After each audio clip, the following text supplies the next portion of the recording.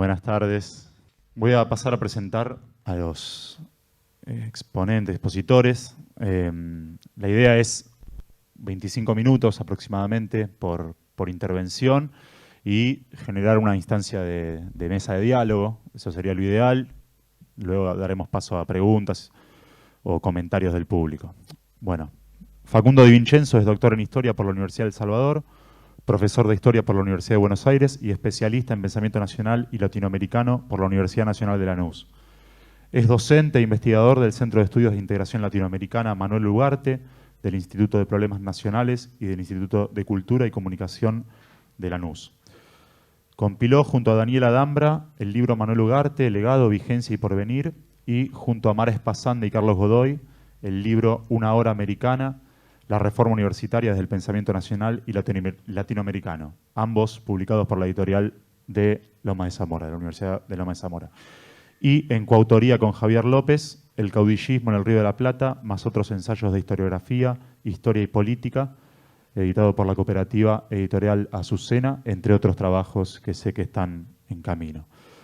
Su intervención lleva por título La idea, fuerza de voluntad de soberanía en Carlos Astrada, 1940-1949. Facundo. Bueno, muchas gracias. Tengo un poco de miedo, no lo voy a negar, porque los leí a todos los que están acá y me dan mucho chucho. Y además porque soy historiador y los historiadores con la filosofía somos bastante cuadrados para entender muchas nociones. Así que voy a hacer un intento, voy a ser breve también por eso, ¿no? Yo voy a trabajar voy a tratar de trabajar, hacer una aproximación a la idea fuerza de voluntad de soberanía. Y está en textos de Astrada que van del 40 al 48. ¿No? Eso también es una tara que tenemos los historiadores, poner la fecha en todo lo que hacemos. Es un problema. Que siempre ponemos algo, tenemos que poner la fecha en donde trabajamos. Y después les contaba que yo lo aplico en la clase porque en la Universidad Nacional de Lanús tenemos una materia. Yo estudié en Puan y había una materia que era Historia Social General para todos, seguramente los que estudiamos en Puan. Bueno, la UNLA para todos es el Seminario de Pensamiento Nacional. Y todas las carreras, haces nutrición, haces traductorado en inglés. Y en ese seminario, del cual soy docente, podemos dar una clase entera a Carlos Astrada, lo que para mí es una gloria, ¿no? Como tenemos una clase a Jaureche, una clase a Manuel Ugarte, a Vasconcelos también, porque es nacional latinoamericano, a Fran Tamayo. Autores que no están en general en las aulas, ¿no? O sea, no por una crítica, simplemente porque bueno, nos dan esa posibilidad y yo disfruto mucho. Y bueno, leyendo a Guillermo o a Martínez, el trabajo descomunal que tengo por acá, de la selección. Bueno, Horacio González con ese librazo también, Restos Pampeanos. Bueno, dije, voy a agarrar poquitos textos, ¿no? Porque es lo que puedo llegar humildemente a hacer el aporte, ¿no? De alguna manera. Y lo primero que quería comentar, como dejar 4 cosas, es la idea fuerza, ¿no? Empecé a rastrear que la idea fuerza no es una idea, ¿no? Algo que aparece en la época. Y llegué a un francés, voy a empezar con una especie de rulo medio raro, que es Alfred Fouly, que es un espiritista del 1900, que hace un trabajo sobre la idea de fuerza cruzando a los evolucionistas, ¿no? Cruzando a Spencer. Y le dice que ellos están considerando la idea no desde una noción integral. Ellos consideran la idea como parte de un método, como parte de una metodología, de una cosa muy racionalista, y pierden el sentido de que la idea también es un proyecto a futuro, que la idea tiene una trascendencia, ¿no? Algo no inmanente, algo que va más allá. Y por eso, bueno, leyendo a este francés, también algunas cosas que señala Huizinga, ¿no? Que tiene un librito muy, muy lindo, Historia de las Ideas, me vino Astrada a la cabeza directamente, y Astrada tiene idea fuerza, no tiene ideas, ¿no? O sea, eso es y más entre el 40 y el 48, que me parece que él está llevando en sus intervenciones un proyecto para la nación, y está, y más que nunca por ahí en ese momento, aparece con manifiestos con mucha gente, ¿no? O sea, con más de 30 con 20 personas que firman. Martín, bueno, hizo esa recopilación de los diferentes manifiestos, ¿no? En una época tumultuosa para el mundo, ¿no? Entonces, sin duda la idea de voluntad de soberanía es una idea fuerza, no es solamente una idea, es una proyección que dispara Carlos Astrada. Esa es la primera cuestión, ¿no? Esta discusión entre lo que es una idea y lo que es una idea fuerza, que también podríamos hasta hoy. Me acuerdo que una vez convoqué a Carlos Casali para que habla de Saúl Taborda, un filósofo que también es de la UBA, pero dio clases en la UNLA, y cuando le dije epistemología se puso como loco. Epistemología no me gusta esa palabra, eso. Y me vino esta discusión entre lo que es una idea y lo que es una idea fuerza, ¿no? Él se decía, nosotros, cuando tiene que ser toda una proyección, todo pensamiento es político, ¿no? Estaba con esa visión. Y me parece que Astrada tiene eso presente en estos textos. La segunda cuestión es que en estos textos él es un filósofo en tiempos de crisis. Esto no es nuevo, ¿no? Lo han dicho todos los que han trabajado Astrada en estos momentos, pero tiene una particularidad respecto a esta crisis, ¿no? Que, no sé, desde Eric Hobsbawm, que habla de la época de la guerra total, a Alperín Dongui, ¿no?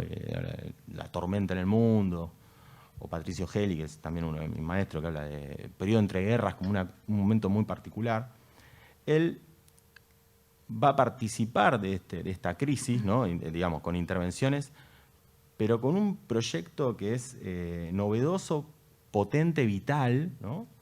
y soberano. O sea, participa de esa manera. Digo esto porque hay otros que participan en el periodo que va del 14 al 45, por lo menos. También responden a esta crisis, no sé, desde Ingeniero, con el texto ese, El suicidio de los bárbaros, que aparece en Caras y Caretas, ¿no? En donde empieza a discutir, acá se terminó algo, ¿no? Acá, hasta, no sé, de Gálvez con el mal metafísico, ¿no? En donde él empieza a cuestionar, acá hay un tema. Bueno, yo ahí después tengo esto armado, la disertación, y después tenemos los alemanes, ¿no? En donde, que están muy presentes en toda la obra de Astrada. Ahora está de moda el tema de hace rato, ¿no? Pero yo digo que la derrota de la Gran Guerra es como que marida con el espiritualismo alemán, ¿no? O sea, como si fuera un vino, una comida, el romanticismo alemán, y arman un combo ahí, Spengler, Simmel, bueno, Ernest Jünger, ¿no? Es una cosa que explota toda una discusión al mundo moderno, al mundo occidental, a la razón liberal burguesa, al Estado liberal de derecho. Es toda una dimensión nueva. Y señalo esto porque también eso está en Estrada. Hay una crítica, de alguna manera, en estos textos a lo que entendemos por democracia, ¿no? O sea, acá tiene que fundarse otro tipo de relación entre los hombres que vivimos en la Tierra, otro tipo de idea de comunidad. Y bueno, a Martín tuve el gusto de invitarlo hace unos meses a la Universidad de Lanús, y hizo una exposición brillante. Y una de las preguntas que nos quedó ahí dando vuelta, y que un poco es, digamos, la tercera cosa que voy a dejar, es que Perón no es casualidad que elige a Astrada, ¿no? O sea, es como esto es una cosa personal, ¿no? Digo esto porque aparecen un montón de nacionalistas, ¿no? De hecho, todo esto que aparece en los textos del 40 hasta el 43 va a tomar dimensión en la Revolución de los Coroneles, ¿no? O sea, él firma con Ramón Dol, que va a hacer una intervención durante la Revolución de los Coroneles. También está Carlos Ibarguren, que va a tener un rol por ahí. Julio Irasusta, que va a fundar el Instituto Juan Manuel de Rosas, ¿no? Están firmando todos juntos. Leopoldo Marechal, que va a tener una relevancia, no sé si seguramente todos los que... debe haber más de un marechaliano, ¿no? Cada vez que uno va explorando Marechal, uno encuentra una función tremenda que tiene la militancia peronista posterior. Yo cada vez voy escuchando más testimonios que dicen, vimos a Marechal, bueno, el último libro de Val Medina, donde dice Marechal nos daba clases de una cosa, lo veo en todos lados de pronto, alguien que parecía un escritor lateral, aparece en muchas lecturas de militantes peronistas. Y entonces ese elemento también es importante, porque sin ninguna duda Astrada es un pacifista. Eso es lo que por lo menos leo yo en estos textos. En Sociología de de la guerra y filosofía de la paz, creo que se llama. En ese texto habla de un pacifismo que tiene que ver con nuestra idiosincrasia como gente de las Pampas, y desde mi lectura Perón sin duda era un pacifista, ¿no? Y en ese sentido, entre otros, creo que lo elige Astrada para que cumpla esa función y sea, bueno, como dice Guillermo en un texto, también muy lindo, es el filósofo del Estado. En un momento le habla al ejército, o sea, es algo inaudito, un filósofo que le habla al ejército por directiva del presidente. Y la última cuestión, y ya termino, voy a tomar a otro cordobés, ¿no? También muy importante, a mi entender, para la filosofía, que participa en el Congreso creo que con 3 ponencias, que es Nimio Danquín, para relacionarlo con algunas cosas que aparecen en Alberto Huela en esta idea de voluntad, ¿no? La voluntad de soberanía, desde Nimio Danquín hace una diferencia, también habla del tema de soberanía en este libro Escritos Políticos, que es inconseguible, lamentablemente. Nimio Danquín dice, una cosa son los pater, ¿no? Dice, ¿qué es la patria? Es la tierra de los padres. Bueno, pero dice, pero no es la tierra de cualquier, no cualquiera es padre, dice. Hay progenitores, ¿no? Dice, son los parents, digamos que padre, básicamente él dice, puede ser cualquiera. Ahora, el padre es otra cosa, es el que te lega algo, que te da una palabra, dice que te da un epos, que te genera, es una palabra ligada con un mito, con una proyección. Esto vuelvo a decirlo, como yo soy muy cuadrado, en una charla con Alberto Huela, ¿no? que también es otro de los grandes maestros, le digo, ¿qué quiere decir acá? No entiendo. Y él me hizo una explicación muy, muy gaucha, ¿no? Estábamos ahí en Magdalena, no sé si conocen, Huela está ahí en un granjero, ¿no? Digamos. Y me dice, es como que a mí se me incendia la granja, ¿no? Y a mí me había contado mi papá que la granja, también se le incendió la granja, y él, en vez de ir a buscar a alguien de ayuda, no, rescató a todos los animales, a la mujer, a los hijos, a todos, salvó a todos, y después de eso, bueno, fue a buscar para pagar. Si a mí se me incendia la granja, y me comentaron eso, y lo han comentado en cenas familiares y en mesas familiares, yo no puedo salir corriendo, yo tengo que rescatar a todos, porque es una palabra preñada, dice, está preñada de una voluntad de hacer eso, ¿no? Ahí yo dije, entendí Astrada, ¿no? Porque cuando dice el legado sanmartiniano en uno de los textos, ¿no? O los valores personales, las personas valiosas, lo que está diciendo es, tuvimos a San Martín, hasta unos podrán decir por desgracia, o al Belgrano por desgracia, digo en el desgracia en el sentido, tenés que hacer algo hoy.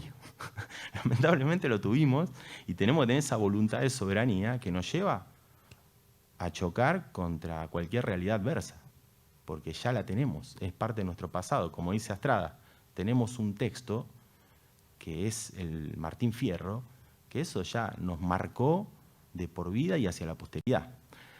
Así que bueno, con esas 4 cosas yo solamente dejaba que es la idea que tenía para traerles hoy. Muchas gracias.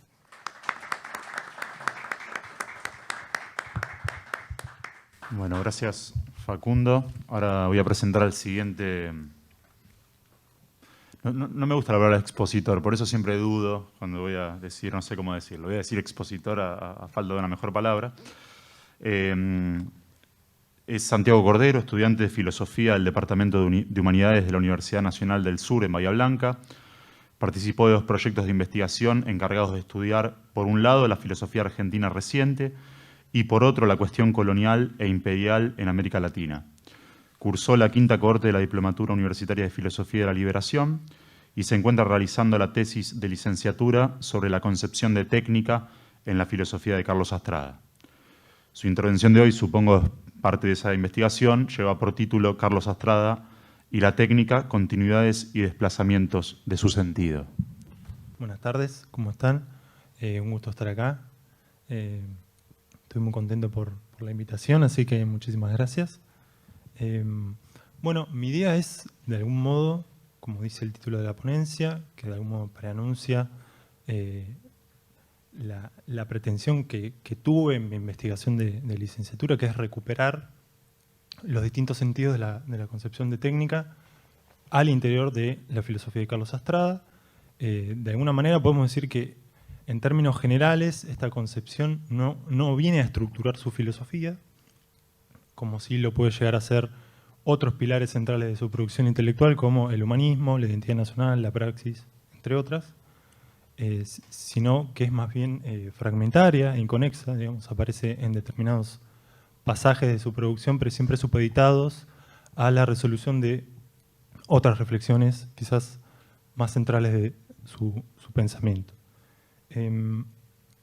Sin embargo, lo interesante de esta categoría es que de alguna manera recorre toda su producción intelectual, aunque sea de manera colateral, desde, digamos, 1925, con su ensayo juvenil La deshumanización de Occidente, hasta su última obra publicada en vida, Martin Heidegger, de la analítica ontológica a la dimensión dialéctica.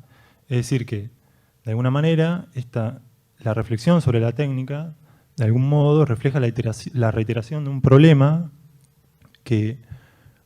un interrogante que Astrada pone no en el centro, sino conectado a otros problemas centrales de su filosofía, y que de algún modo permea su producción filosófica y explicita, digamos, su adscripción político-ideológica. Esto es lo que me parece interesante también remarcar.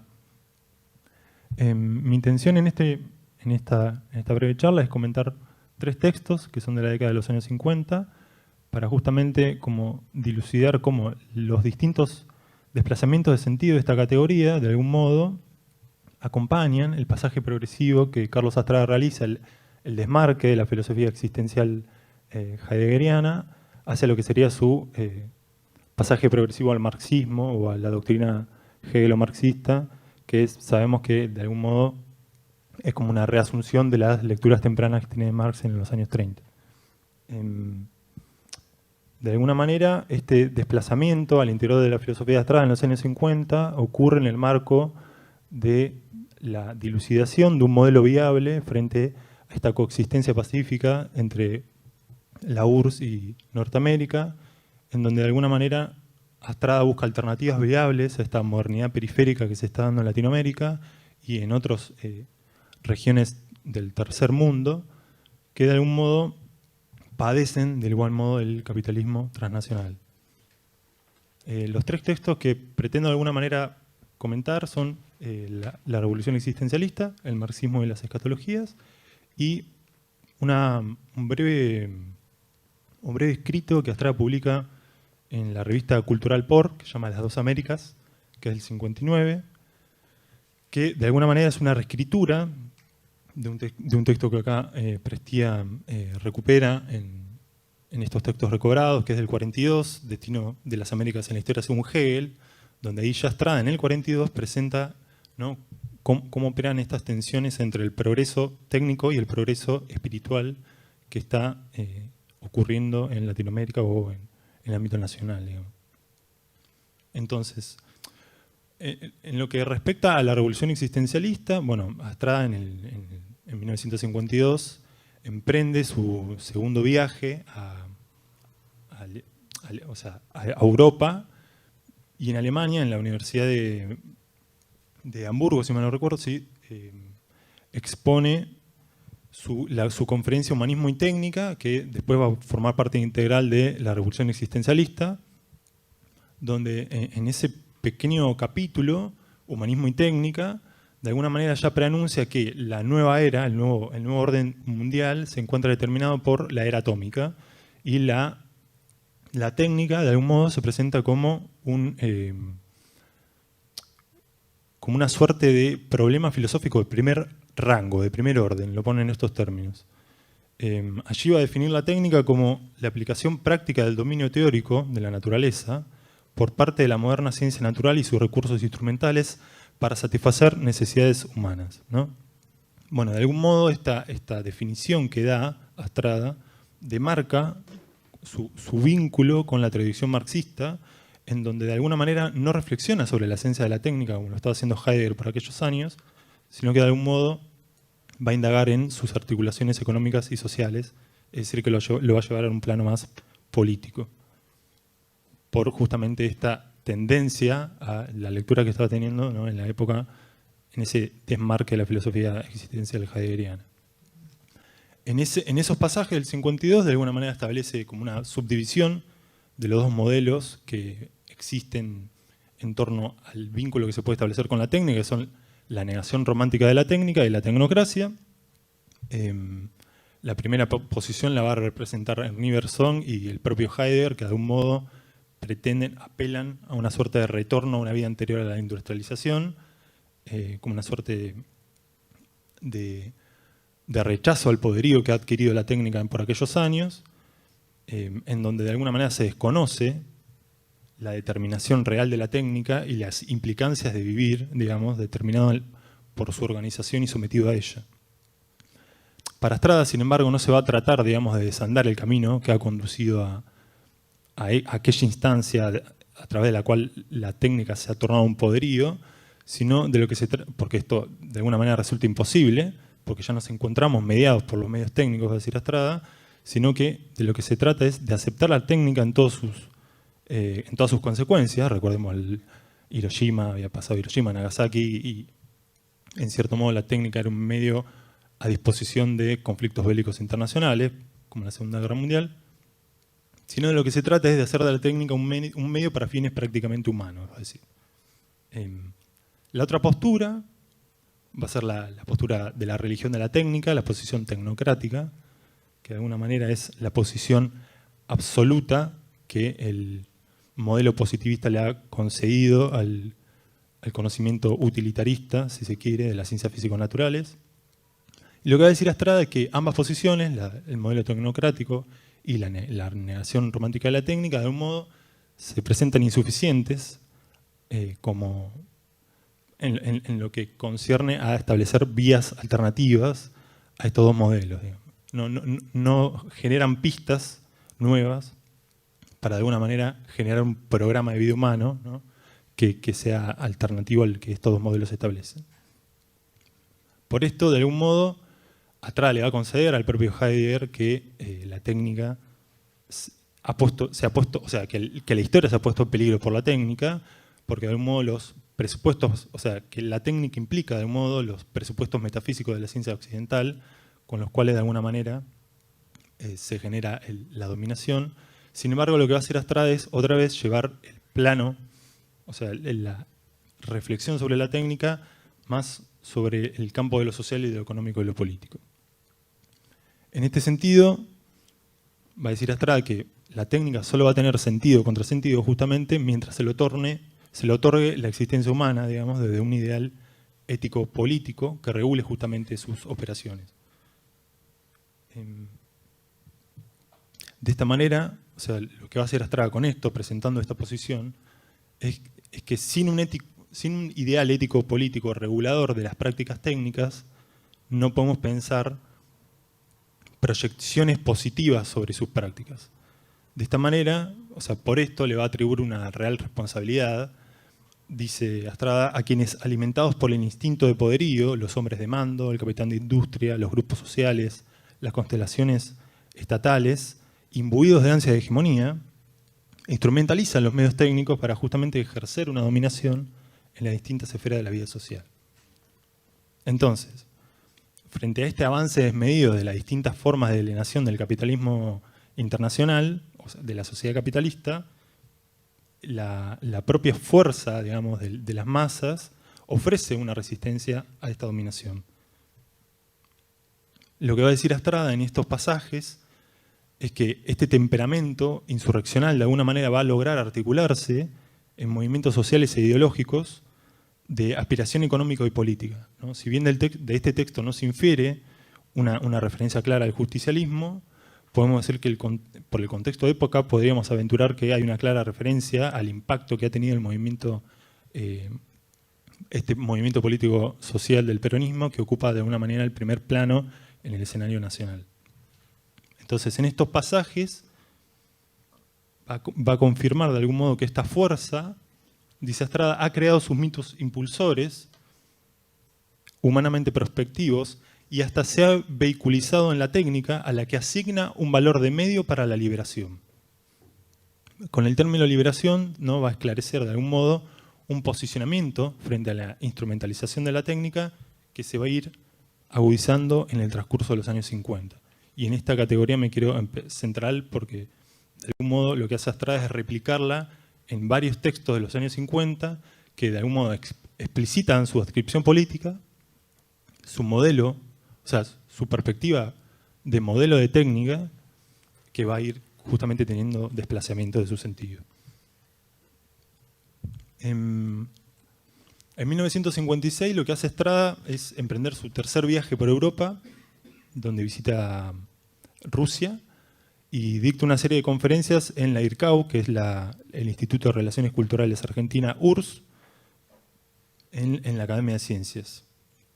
Las conferencias se denominan El porvenir de la dialéctica, la cultura argentina y su orientación histórica, y la técnica de la liberación económica y política de América Latina. Si bien no contamos con un registro pormenorizado de estas exposiciones, los títulos de alguna manera preanuncian, signan una problemática que ya se encuentra presente en el marxismo y las escatologías. Lo que hace Astrada en esta obra es de alguna manera recuperar las distintas escatologías que se han sucedido en la tradición occidental, y cuando recobra estos lineamientos centrales de la historia del ser propuesta por Heidegger, va a referir y cuestionar lo que él llama como los secretos políticos que se deslizan detrás de la reflexión que hace Heidegger sobre el ser. Para Astrada, de alguna manera, Heidegger pretende acceder a la verdad del ser no solo por fuera de la historia, lo que va a desestimar los conflictos sociales que están teniendo lugar en aquella época, sino que lo hace de un abordaje restringido a lo que es la filosofía eurooccidental. Por otro lado, esta es la segunda crítica central de este texto, hacia Heidegger, es que arrastra la caracterización sobre un empleo que hace Heidegger entre comunismo y americanismo. Lo que va a decir Astrada es que de alguna manera Heidegger se reserva, digamos, guarda cierta cautela en nominar americanismo al modelo imperialista norteamericano, que emplaza, va a decir Astrada, con su frenético y antihumano activismo utilitario, el soporte técnico de la forma capitalista de producción. Entonces, ambos cuestionamientos, digamos, sobre la escatología del ser y esta falsa distinción entre americanismo y comunismo, son la matriz desde la cual Astrada establece una crítica a las lecturas que estaba haciendo Heidegger o al giro que estaba operando al interior de la obra de Heidegger de aquella época. Lo que a él también le permite de alguna manera distanciarse de quien fuera su maestro.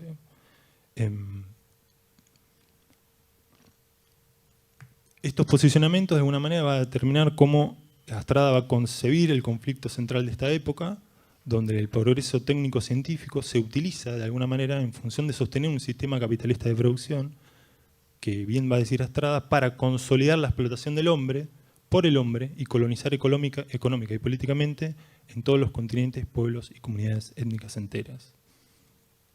Lo que va a hacer Astrada es de alguna manera reconocer que Heidegger entiende que la técnica ha llevado a un dominio, una conquista de la naturaleza, lo que lleva a una primacía del ente y del mundo de las cosas.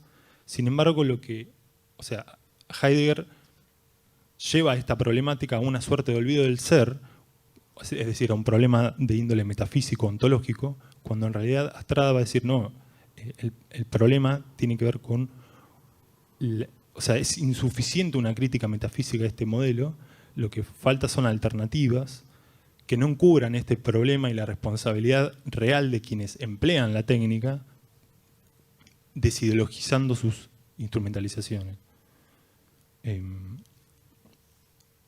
Sin embargo, lo que conserva Astrada en esta época es una suerte de posición optimista frente a la técnica, en términos de que la idea sería determinar qué signo, si positivo o negativo, se antepone a la técnica con relación a los intereses propios de la humanidad.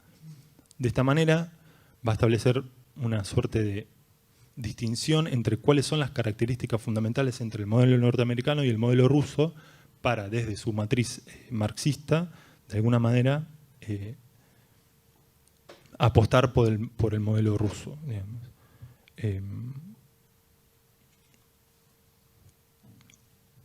Entonces, si bien Astrada comprende el carácter negativo de un tipo de civilización que de alguna manera ha desplegado una explotación económica y una conquista política e ideológica de distintos espacios geográficos, va a valorar que de alguna manera la técnica tiene un aspecto positivo porque de alguna manera esta universalización viene a ser provechosa para las distintas regiones y esferas de los países tercermundistas que se encuentran en una suerte de subdesarrollo.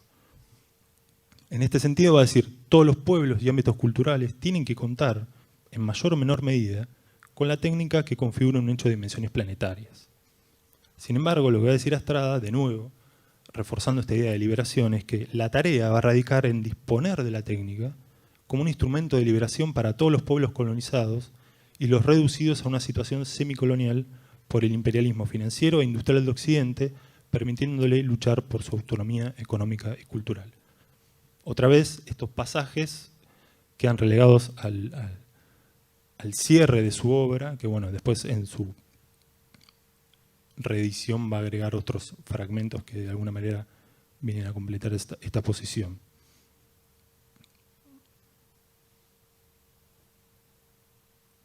El último texto que me gustaría compartirles es justamente Las dos Américas, que como comentaba, reescribe ciertas teorizaciones de su publicación de 1942. Lo que hace Astrada acá es, de alguna manera, superar esta posición dualista tecnocrática entre el modelo ruso y el modelo norteamericano, apostando, de alguna manera, por una posición latinoamericana.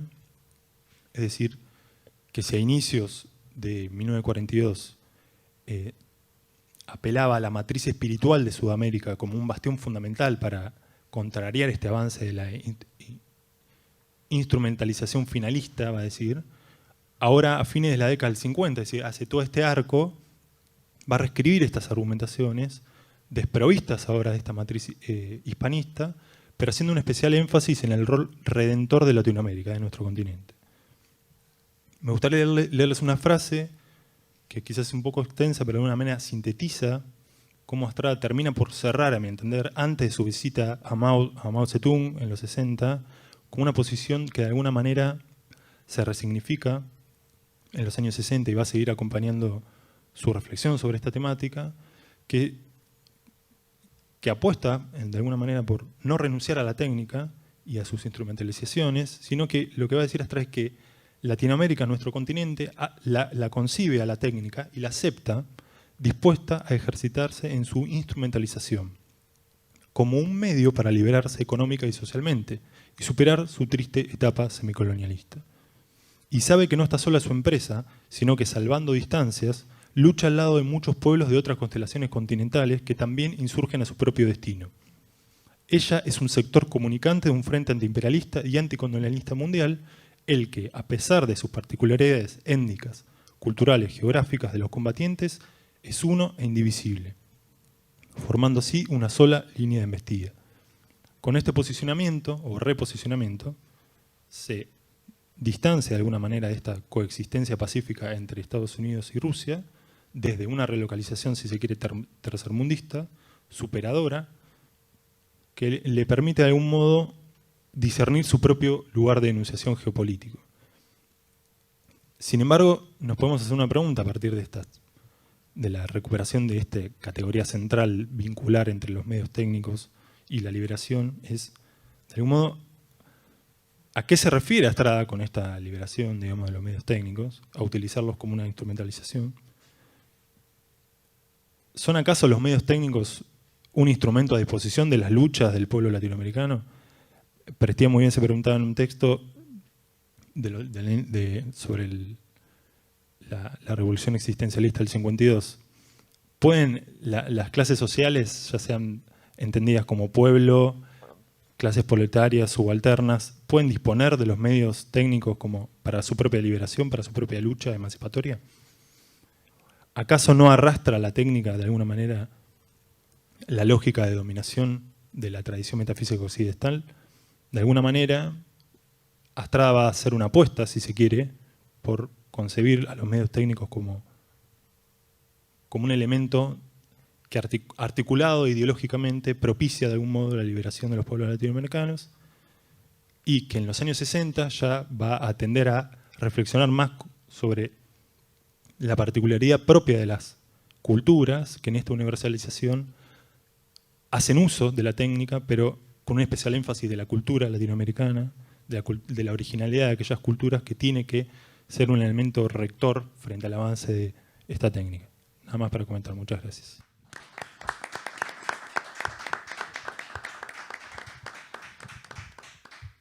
Bueno, muchas gracias, Santiago. Ahora pasamos a la tercera expositora y última intervención de esta primera mesa. Nora Bustos es profesora de Filosofía por la Universidad Nacional de Mar del Plata, doctora en Ciencias Sociales por la Universidad de Buenos Aires, diplomada en Filosofía de la Liberación por la Universidad de San Isidro y especialista en Análisis del Mundo Contemporáneo por el Instituto Nacional de Formación Docente. Es docente de la Cátedra Pensamiento Argentino y Latinoamericano de la carrera de Filosofía de la Universidad Nacional de Mar del Plata, y nos va a compartir hoy un trabajo titulado El legado de Carlos Astrada en la filosofía latinoamericana. Bueno, muchas gracias. Gracias por la invitación. Muy contenta de estar acá. Bueno, y mi trabajo parte de una múltiple, no sé qué número de relectura del mito gaucho de Carlos Astrada y de algunas conversaciones todo parte de conversaciones con Guillermo, que lo he vuelto loco desde que lo fui a perseguir a Bahía Blanca, en el sentido de, bueno, también pensando en la filosofía latinoamericana hoy, siendo parte de la Asociación de Filosofía de la Liberación de Argentina, pensando en todo lo que nos ha dejado Carlos Astrada como legado. Hablábamos con Guillermo en el verano, en un momento lo mencioné como precursor de la filosofía de la liberación, y Guillermo me retó como siempre, me dijo, no, precursor no. Y leía el otro día un trabajo también de Gerardo Oviedo que hizo sobre esto, que también él lo plantea como un fundador, quizás solapado, porque hoy por hoy algunos de los principales exponentes de la filosofía de la liberación, como el caso de Enrique Dussel, yo creo que no ha sido suficientemente justo con la enseñanza que ha dejado Astrada a los autores de la filosofía de la liberación, y encuentro en varios de sus textos elementos claves, ¿no? Conceptos clave para pensar la filosofía latinoamericana hoy. En principio, bueno, rescatar también a Astrada como filósofo militante, ¿no? Como decía el amigo Raúl Ciarreta, Astrada como filósofo militante, comprometido siempre con un proyecto político y con su pueblo, ¿no? Un filósofo siempre al lado de los principales momentos políticos del pueblo argentino, y que, bueno, que nos parece tan importante en ese sentido rescatar su obra. Y bueno, y en el mito gaucho, ¿no? Donde Astrada hace una exégesis del Martín Fierro, planteando esta idea de que el Martín Fierro expresa el mito de los argentinos, es el mito de la nación, digamos que es un mensaje que emerge desde la tierra, ¿no? Y que permanentemente está llamando a sus hijos a que vayan, digamos, lleven a su pueblo a su auténtico destino. Astrada parte de una situación que él llama de servidumbre colonial, ya en el año 48, cuando escribe este libro, ¿no? Es decir, nosotros tenemos un origen que ha sido falseado, que ha sido traicionado, en principio por la conquista, ¿no? por un sistema colonial que ha hecho todo lo posible para que neguemos nuestros orígenes. Y en un segundo momento, luego de las guerras de la independencia, ¿no? Digamos por lo que Astrada llama las generaciones desertoras del mito. Las generaciones desertoras no son otras que los distintos gobiernos oligárquicos que a partir de la fundación de la nación se han afanado por negar a ese sujeto político que es el gaucho, que en realidad, dice Astrada, es el verdadero héroe, fueron los gauchos los que pusieron el cuerpo en las luchas por la independencia, son los gauchos de Güemes que rescata en su libro. La mayoría de los regimientos de granaderos de San Martín estaban formados por la gente del territorio, por la gente de las provincias, ¿no? Es una dicotomía que tenemos en nuestro país, ¿no? Buenos Aires, las provincias, dice Astrada, hay una historia falseada, digamos, es como que de alguna manera hay dos proyectos, ¿no?, de nación que van a estar, digamos, compitiendo. Por un lado, la nación que se levanta en armas en el interior de las provincias, ¿no?, y que lucha, que pone el cuerpo por la liberación de la patria, y por otro lado Buenos Aires, ¿no? Buenos Aires, quien representa la oligarquía, y que bueno, y que ese gaucho maltratado, digamos, y utilizado por el Estado, digamos, en el Martín Fierro expresa justamente que por la fuerza del mito gaucho, sin embargo, tiene el germen de la nacionalidad, ¿no? Entonces, en el Martín Fierro nos cuenta la historia de un gaucho que es llevado por la fuerza, sería como una segunda generación de gauchos, de aquellos que lucharon por la independencia. Es forzado a pelear contra el indio, digamos, es despojado de sus pertenencias, de su familia, y luego el Estado vuelve a olvidarlo y a ningunearlo. Y por eso es que Astrada, en contraposición con la mayoría de los intérpretes del Martín Fierro, dice: la vuelta de Martín Fierro representa la fuerza del mito gaucho, representa que a pesar de que ese gaucho que ha sido maltratado y ninguneado por el Estado, por la fuerza telúrica, por la fuerza de la tierra, tiene la capacidad de volver a formar la comunidad nacional. Entonces, Astrada dice, ¿no?, la vuelta, en la vuelta aparecen los lineamientos de la comunidad nacional, ¿no? Y, digamos, es muy importante también esto que decíamos de esa relación que tiene ese hombre, ese gaucho, con el paisaje, ¿no? Astrada se toman algunos elementos ahí de la antropología kantiana, diciendo lo importante que es el paisaje, el clima, en el carácter, ¿no?, del ser argentino. Dice Astrada: pero una sombra de olvido se cierne sobre la pampa, y el protagonista anónimo de nuestra epopeya es tan solo un paria, al margen de las preocupaciones tutelares de un Estado cuya concepción política fue formada y articulada con retazos y remanentes adquiridos en el extranjero, ¿no? Aparece digamos, en este parrafito hay un montón de cuestiones, digamos, la cuestión de la pampa como marco. Astrada en este momento está muy atravesado también por el lenguaje heideggeriano, ¿no?, por su discipulazgo de Heidegger, entonces va de alguna manera a parafrasear algunos conceptos de ser y tiempo, pero digamos pensándolo en la pampa, ¿no? Si Heidegger había dicho que el Dasein se siente desazonado, Astrada va a decir que el gaucho en la pampa se siente perdido y necesita volver a reencontrarse, necesita reencontrar su rumbo, ¿no? Y el concepto de paria, que también va a ser tomado, por ejemplo, por Rodolfo Kusch, que es uno de sus principales discípulos, ¿no? Esta idea de que el protagonista de la nación es un paria, es alguien que no tiene lugar, que necesita reencontrar ese camino, ¿no? Y ese momento histórico, en el 48, digamos, aparece la Argentina como oportunidad, aparece esta idea de que es ese momento, como decía también Santi, ¿no?, en donde ya, luego del periodo de posguerra, Europa ya no tiene más nada para ofrecer, ¿no?, y entonces va a ser el momento en el cual tenemos que aprovechar esa oportunidad, no solamente para reencontrar nuestro rumbo y consustanciarnos con nuestro destino, sino que para entrar en el escenario de la historia universal, ¿no? Permanentemente va a estar esta idea presente en este texto. Bien, bueno, por eso me parece que en el mito gaucho hay como estos dos elementos. Por un lado, la idea de que aparece esta fuertemente planteada la idea del colonialismo como característica central de una filosofía de la argentinidad. Necesitamos partir de esa situación colonial, dice Astrada. Y por otro lado, la cuestión del vínculo telúrico, la cuestión de la tierra, ¿no?, como elemento central para poder comprender, ¿no?, a este hombre argentino. Y, digamos, después de este libro, bueno, Astrada va a empezar a pensar de lo que yo considero una de sus obras fundamentales, que es la Revolución Existencialista, tal como la mencionó Santiago, ¿no? En donde de alguna manera va a coronar ese proyecto político del humanismo de la libertad.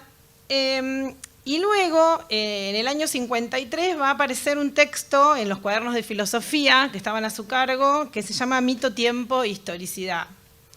Y en donde ahí Astra hay una referencia. Yo pensaba, digo, ¿en qué momento hace ese viraje en donde ya empieza como a abrir el horizonte Astrada? Ya no va a empezar ya a hablar tanto ni de la Pampa, ni de la Nación, ni del Gaucho, sino que va a empezar a abrir su horizonte hacia otros paisajes, hacia las culturas originarias, hacia los pueblos, hacia textos de las culturas originarias. Y releyendo el monumental libro acá de Guillermo, que yo considero la Biblia, para pensar, en el año 51 es que viaja al Machu Picchu, más o menos. En el año 51 hay esa anécdota que él viaja a Machu Picchu y queda como muy conmovido, ¿no?, por lo que ve. Y me parece que ese viaje y por otro lado su digamos, silencioso alejamiento del peronismo, ¿no?, a partir del 52 en adelante, creo que van a ser dos factores que van a incidir en que él empiece a hablar de esto de las culturas originarias. Incluso en el 53 ya cita el Chilam Balam, un libro de la cultura maya, ¿no? Y también cita la obra de Imbellioni, que va a ser también central en la obra de Kusch, ¿no? Y del año 54 aparece, él participa en un congreso en Brasil, de filosofía latinoamericana, y escribe un texto también clave, ¿no?, que es la filosofía latinoamericana como exponente de una cultura autónoma, ¿no?, donde ahí tiene que Astrada tenía esos momentos de sintetizar, digamos, lo que iba a hacer después en un texto muy cortito. Pasa algo parecido con Heidegger y Marx del 33, que uno puede ser, digo, ¿cómo 20 años escribe una síntesis de lo que después va a ser en la Revolución Existencialista? Bueno, con este texto a mí me pasó lo mismo. Cuando lo encontré, digo, ¿cómo puede ser que en 6, 7 páginas diga tanta cantidad de cosas tan importantes para su derrotero posterior, ¿no? En donde, bueno, vuelve a redefinir esta idea de la oportunidad, a partir del que habla de la oportunidad que tienen los pueblos del periodo de posguerra. En casi todos los textos vuelve a repetir esta idea de que tenemos que tomar la oportunidad dice en este texto, de entrar en una etapa creadora, que ya no necesitamos los conceptos de Europa, sino que ya podemos pensar por nosotros mismos, ¿no? Y entonces aquí aparece un concepto que a mí me parece súper interesante, que es, dice, si bien Heidegger nos ha ayudado a pensar un montón de nuestros problemas, la angustia no sería como el momento esencial para la América Latina, dice acá. Dice, la angustia puede ser justamente en consonancia con esta idea de que Europa ya está periclitada de alguna manera. Dice, la angustia puede ser un sentimiento de los europeos porque están en decadencia, pero nosotros tenemos un estado de ánimo levantado, eufórico, ¿no? Y entonces dice, si para los europeos es la angustia, para nosotros será la alegría, ¿no? Es algo que aparece mucho también en los textos fundantes de la filosofía de la liberación, sobre todo en Arturo Andrés Roig, toma este concepto, ¿no? Entonces dice, bueno, ahora es el momento de ir hacia un humanismo práctico latinoamericano. Nosotros tenemos la posibilidad de ir hacia un humanismo práctico latinoamericano, ¿no?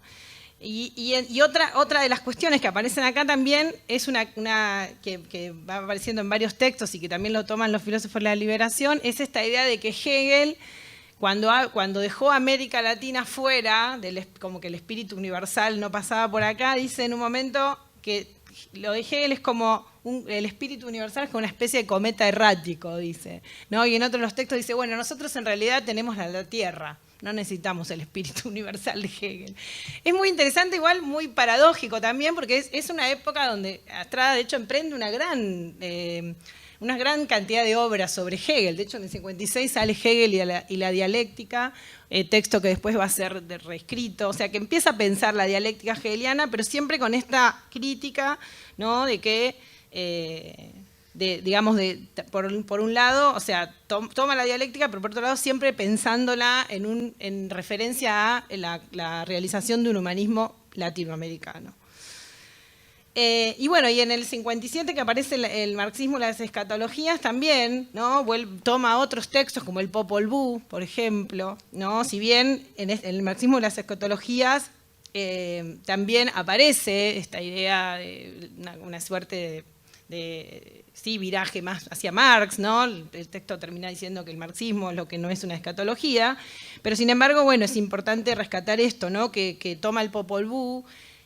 Hay un repudio hacia la conquista del desierto, la famosa conquista del desierto, y también hay una interpretación del Martín Fierro, que él había hecho sobre todo el concepto de la rueda de la eternidad, que él lo había hecho en el 48 más cercano al budismo, pero él dice en nuestro Martín Fierro, en nuestro Martín Fierro, donde se dice que el tiempo es una rueda, y rueda de eternidad, ¿de dónde proviene esta idea? Dice, ciertamente más que en su posible remota extracción cultural, debemos pensar en su más inmediato ontanar telúrico.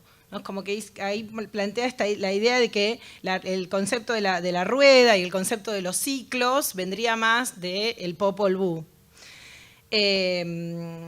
Y también aparece, digamos, él empieza a pensar en la importancia de que la filosofía tome conceptos de la antropología y la etnografía para empezar a pensar un proyecto latinoamericano, ¿no? Legado que también va a tomar de nuevo Kusch. Bien, bueno, y en los años 60 va a aparecer en el 62 una conferencia que él hace que se llama Autonomía y Universalismo de la Cultura Latinoamericana en el Congreso de Filosofía en Tucumán, que luego será publicada en la revista Kairos en el 67, en donde aparecen conceptos clave como el de unidad en la diversidad, por ejemplo, ¿no? Otro concepto clave en la filosofía de la liberación. Y en ese texto del 62 también va a hacer referencia a un trabajo de Francisco René Santucho, que digamos, donde ya está pensando también digamos, algunas cuestiones que tienen que ver con la militancia política del norte, nuevamente, ¿no? Y bueno, y de esa época también son las cartas, algunas cartas con Mario Roberto Santucho, que están ahí compiladas en el epistolario, ¿no? Santucho, de hecho, le dice en una de las cartas que también les interesa hablar de la dialéctica hegeliana en clave americana, ¿no? Hice los deberes, Guillermo, leí el epistolario. No, todavía no lo tengo, me lo llevo ahora, pues seguramente varias de las cosas que estoy diciendo en esos años están antes, viste que Astrada es como que te hace trabajar siempre para atrás. Así que seguro que alguna de las... Vos corregime, Martín, que sos el especialista en la época anterior. Bueno, de hecho, por ejemplo, en el siguiente texto el cual iba a hablar es el Tierra y Figura, que también aparece en el año 63, pero la mayoría de los textos son anteriores, son de los años 50, ¿no? Pero donde ahí aparece esta ampliación que yo les decía que venía planteando, que es hacia la Pampa, se amplía, ¿no? Y entonces van a aparecer los Andes como paisaje, ¿no?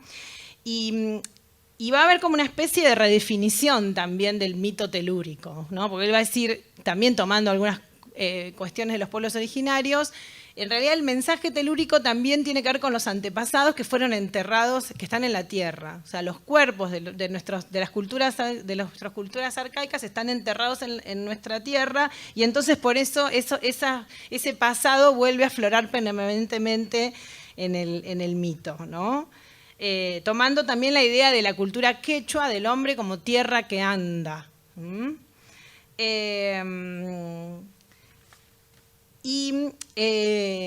También aparece aquí como una idea interesante de que toda esta cosmovisión entra como en total contraposición con el capitalismo, ¿no? También muy de los 60, de esta idea de pensar el capitalismo, ¿no? Es decir, pensar el mito de la tierra, pensar el gaucho con sus necesidades básicas cubiertas y que no le interesa, digamos, lo que el mercado ofrece, ¿no? Es una resistencia al capitalismo, ¿no? El mismo gaucho tiene la misma cultura nuestra, que dice cultura tiene que ver con cultivo, ¿no? También va a relacionar el concepto cultura con la tierra, digamos, es una resistencia al capitalismo, ¿no? Si queremos, digamos, encarar un camino de liberación, tenemos que ir hacia ahí. Por eso dice la colonización, en este libro dice, por eso la colonización fue tremenda, pero se recrudeció con luego de los gobiernos nacionales, ¿no? Fue mucho más tremenda la lucha contra el gaucho, contra el indio, por los mismos argentinos que de modo anterior, porque lo que justamente querían era instalar la cultura del capitalismo, ¿no? O sea, el colonialismo y luego el capitalismo, ¿no? Entonces el gaucho que estaba tranquilo en la pampa tomando mate y no necesitaba nada más, no le servía. Ese modelo lo tenían que combatir, ¿no? Pero sin embargo, dice Estrada, a pesar de todos los intentos de aniquilación, eso es, digamos, por la fuerza telúrica, esa cultura permanece, ¿no? Y por eso él dice, tenemos una especie como cultura dual, dice, esa puja está permanentemente, que es otro concepto que luego va a tomar Kusch, ¿no? Bueno, y también va a proponer, en el año 64 sale la segunda edición del Mito Gaucho, una edición bastante gruesa, con una introducción muy grande, que sería como una especie de segundo libro, ¿no?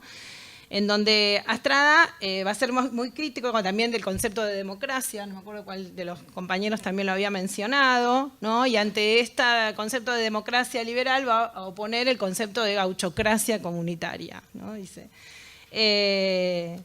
Y va a decir otra cosa importante, que ante las críticas que le habían hecho al primer Mito Gaucho, va a decir que el concepto de raza ya está totalmente perimido, ¿no? Que de nuevo va a insistir en este concepto de paria, que condensaría, digamos, el indio, el gaucho, el mulato, digamos, todos los habitantes del pueblo argentino que habían sido ninguneados, ¿no? por la oligarquía.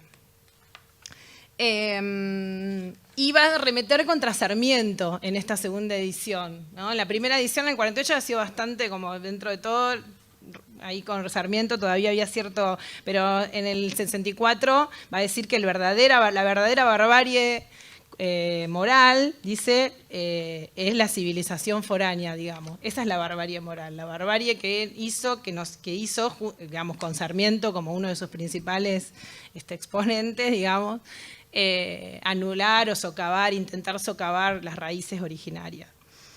Y también va a hacer una alusión a la visita que hace Darwin a la Argentina, ¿no? Y en esa visita, tomando algunos informes de Darwin, va a invertir la tesis sarmientina, va a decir, en realidad el gaucho es un ser superior al de las ciudades, porque es una persona tranquila, que escucha, dice, ¿no? Y digamos, nada que ver con el hombre de las ciudades, dice acá también, cito, el de la minoría clasista es el de lo forastero, de lo colonialista, de lo antiargentino, sector llamado a ser superado cualitativamente por el salto insurreccional.